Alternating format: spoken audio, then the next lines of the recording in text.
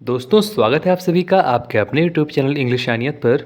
जहां पर आज हम डिस्कस करने वाले हैं मैथ्यू अर्नोल्ड के द्वारा लिखी गई एक बहुत ही प्यारी सी सोनेट जिसका नाम है या फिर जिसका टाइटल है शेक्सपियर। तो चलिए बिना किसी देरी के इसके बारे में कुछ जान लेते हैं पहले, फिर पोएम अच्छे से एक्सप्लेन करेंगे, अच्छे से समझेंगे उसको एक एक लाइन से। लेकिन उससे पहले अगर अभी आप इस चैनल पर नए हैं तो चैनल को सब्सक्राइब कर दें, जिससे आगे आने वाली कोई भी वीडियो आप मिस ना करें। तो चलिए शुरू करते हैं आज का अपना टॉपिक। दोस्तों जो सोनेट है शेक्सपियर, ये मैथ्यू अर्नोल्ड ने 1844 में यानी कि 1844 में लिखा था और इसको पब्लिश कराया था 1849 में अपने फर्स्ट पोएटिक कलेक्शन जिसका नाम था the strayed reveller and other poems. ये जो पोएम है ये इन्होंने अपने सिस्टर जेन को एक लेटर में लिख कर दिया था। इस पोएम के बारे में बात यह है कि ये जो पोएम है ये पूरा का पूरा विलियम शेक्सपियर के लिए एक ट्रिब्यूट है, जिसमें विलियम शेक्सपियर को ये बताया गया है कि उनका हम किसी से तुलना ही नहीं कर सकते, वो अतुल्य हैं, अतुलनीय हैं। जो इसमें ये बताया है मैथ्यू अर्नोल्ड ने कि जो विलियम शेक्सपियर ट्रेजेडीज़ लिखते थे, तो ट्रेजेडीज़ में उनकी इतनी डेप्थ थी, इतना गहराई था उनके ट्रेजेडीज़ में, उनके वर्क्स में, कि वो किसी भी ह्यूमन सोल को जो कि किसी अच्छाई के रास्ते पर है उसको किसी भी इविल या मिसफॉर्च्यून के सामने हारने नहीं देते थे। ये इसमें रिवील करते हैं कि किसी भी ह्यूमन पेन को किस तरह से शो किया जाता है, ह्यूमन सफरिंग्स क्या होती हैं, यानी कि आप हर तरह के कैरेक्टर्स इनकी ट्रेजडीज़ में पा सकते हैं। जो कि अच्छे कैरेक्टर्स होते हैं, कुछ बुरे कैरेक्टर्स होते हैं, कुछ सफ़र कर रहे होते हैं, कुछ बहुत ही हैप्पीली अपनी पूरी लाइफ एंजॉय कर रहे होते हैं। तो मतलब सारे शेड्स इनकी ट्रेजडीज़ में मिल जाते हैं। तो ये पोएम बहुत अच्छे से समझेंगे। इसमें इन्होंने बहुत अच्छे से पूरी बातें बखान की हैं शेक्सपियर के बारे में। तो चलिए शुरू करते हैं आज का अपना एक्सप्लेनेशन। दोस्तों मैथ्यू अर्नोल्ड इस पोएम का शुरुआत करते हुए कहते हैं, इस सोनेट की शुरुआत करते हुए लिखते हैं, others abide our question. Others यानी कि जो और सारे पोएट्स हैं और सारे राइटर्स हैं, वो हमारे क्वेश्चन का अनुसरण करते हैं, पालन करते हैं, हमें उसका जवाब देते हैं। यानी कि हम उनसे उनके वर्क से रिलेटेड क्वेश्चंस पूछते हैं और इसका क्या मतलब हुआ कि हम उनके वर्क्स को एग्जामाइन कर सकते हैं। Thou art free, thou means you, art means are, free means अलग हो, सबसे स्वतंत्र हो। यानी कि हम आपके क्वेश्चंस को उतने अच्छे से एग्जामाइन नहीं कर सकते, इसलिए हम आपसे क्वेश्चंस नहीं पूछ पाते हैं। ठीक है, आगे लिखते हैं, वी आस्क एंड आस्क। और जितना भी हमको समझ में आता है आपकी वर्क्स को, जिस तरह से हम उसको देख पाते हैं, उससे रिलेटेड हम आपसे पूछते ही रहते हैं, पूछते ही रहते हैं। दाउ स्माइलिस्ट एंड आर्ट स्टिल, लेकिन फिर भी आप क्या करते हैं, स्माइल करते हैं। एंड और आर्ट स्टिल, आर्ट मतलब आर, स्टिल मतलब शांत, और शांति से बस स्माइल ही करते रहते हैं। आउट टॉपिंग नॉलेज, क्योंकि जो आपका नॉलेज है वो आउट ऑफ द टॉप है, यानी कि जो टॉप है उससे भी ऊपर है आपका नॉलेज, जहाँ तक हम लोग पहुँच नहीं पाते हैं। इसलिए आप हमारी छोटी छोटी बातों को जो है बहुत ही स्माइली वे में आप देखते हैं, उसको बस आप सोच सोच के मुस्कुराते रहते हैं और कुछ बोलते नहीं हैं। क्योंकि for the loftiest hill who to the star uncrowns his majesty, आपका जो ज्ञान है, ज्ञान रूपी पहाड़ है, वो इतना ऊंचा है, इतना ऊंचा है कि हम लोग उसको देख तक नहीं सकते उतनी ऊंचाई तक। सिर्फ क्या होता है, स्टार्स अनक्राउंस हिज मजेस्टी, आपकी जो महिमा है उस महिमा रूपी मुकुट को सिर्फ स्टार, सितारे ही अनक्राउन कर सकते हैं, उतार सकते हैं। यानी कि आपकी जो ज्ञान है उसकी ऊंचाई आसमान के ऊपर भी है कि हम लोग वहाँ पर देख नहीं सकते, सिर्फ तारे वहाँ तक पहुँच सकते हैं। ठीक है, तो ये हो गया हमारे पहला स्टैंजा। बढ़ते हैं अगले स्टैंजा पर।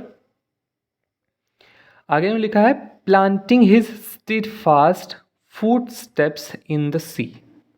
स्टिड फास्ट मतलब अटल, दृढ़। फुट स्टेप्स यानी कि अपने पद चिन्ह, इन द सी समुद्र में। इसका ये तो मतलब है नहीं कि वो समुद्र में जाकर खड़े हैं, इसका ये मतलब है कि आपका जो ज्ञान है उसकी डेप्थ इतनी है कि ऐसा लग रहा है कि वो समुद्र या सागर के भी अंदर आपकी गहराई जाती है आपके ज्ञान की। यानी कि आपके नॉलेज में इतनी डेप्थ है, आपके राइटिंग में इतनी गहराई है जितना किसी समुद्र और सागर में होगी। लेकिन फिर भी making the heaven of heavens his dwelling place। लेकिन फिर भी आप इस पूरे संसार के बारे में सब कुछ जानते हैं और इतना जानते हैं कि heaven आसमान, आकाश यानी कि ऊंचाई, वो आपका ड्वेलिंग प्लेस बन गया है। ड्वेलिंग मतलब रहने वाली जगह बन गई है। Spares but the cloudy borders of his base to the foiled searching of mortality. बहुत ही प्यारी सी लाइन है।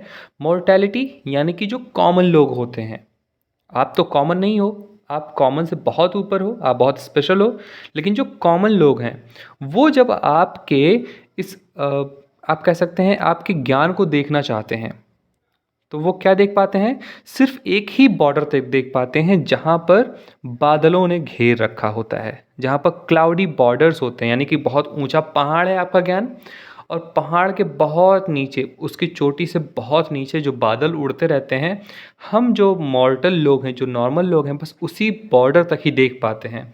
लेकिन जो वास्तव में उसका आपका ज्ञान है वो बहुत ऊपर है। और इस तरह से जो हमारी सर्चिंग होती है, आपको ज्ञान को देखने की जो हमारी चाहत होती है, वो सब बेकार रह जाती है और धरी की धरी रह जाती है, क्योंकि हम बहुत कुछ नहीं जान पाते हैं। सॉरी। आगे वो बताते हैं अगले स्टेंजा में, and thou who didst the stars and sunbeams no.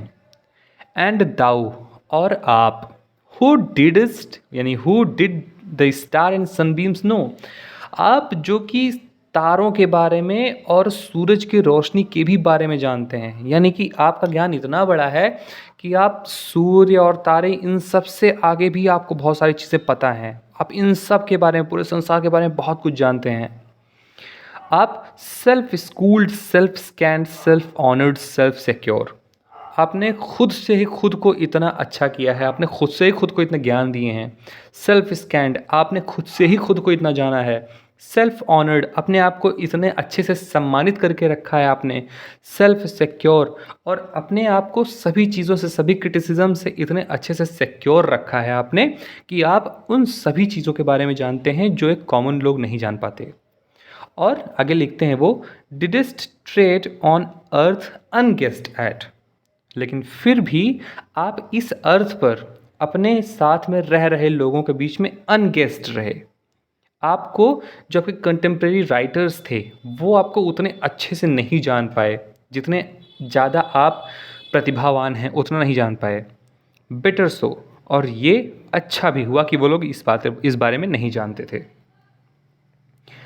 आगे बढ़ते हैं, वो आगे लिखते हैं, all pains the immortal spirit must endure. यानी कि वो सभी पेन जो कि एक इमॉर्टल स्पिरिट को सहने पड़ते हैं। इमॉर्टल यानी कि जो अमर नहीं हैं, यानी कि जो कॉमन लोग हैं उन सभी को जितने भी पेन सहने पड़ते हैं। ऑल वीकनेस विच इम्पेयर्स, ऑल ग्रीफ्स विच बो, वो सभी कमजोरियाँ, वो सभी दुख जो कि कोई इंसान झेलता है, उसके सामने झुक जाता है, वो सभी क्या करते हैं, फाइंड देयर सोल स्पीच, वो अपनी आवाज़ देखते हैं, पाते हैं इन दैट विक्टोरियस ब्रो, आपके इस बहुत खूबसूरत से वर्क्स में। विक्टोरियस ब्रो यानी कि जीत लेने वाला जो भी काम होता है, यानी कि आपकी ट्रेजरीज़, आपकी जो ट्रेजरीज़ हैं उसमें कोई भी इंसान जो बहुत परेशान होता है, बहुत ही वीक होता है, बहुत दुख में होता है, अपनी बहुत सारे दर्द को लेकर के झेल रहा होता है, उन सभी चीज़ों को आवाज़ मिलती है आपकी ट्रेजरीज़ में, आपकी नॉवेल्स में, आपकी पोएम्स में। ये यहाँ पर मैथ्यू अर्नोल्ड कहना चाहते हैं। और यहाँ पर एंड होता है हमारा आज का ये टॉपिक। दोस्तों, आशा करता हूँ कि ये पोर्शन, ये वीडियो लेक्चर आपको बहुत अच्छे से समझ में आया होगा। अगर वीडियो अच्छी लगी तो चैनल को प्लीज़ सब्सक्राइब कर दें। अगर आपकी कोई सजेशन है तो आप सजेस्ट कर सकते हैं कमेंट बॉक्स में। मिलते हैं अगली वीडियो में, अगले टॉपिक में, एक नए से टॉपिक के साथ, नए से वीडियो के साथ। तब तक के लिए अपना ख्याल रखिए। धन्यवाद।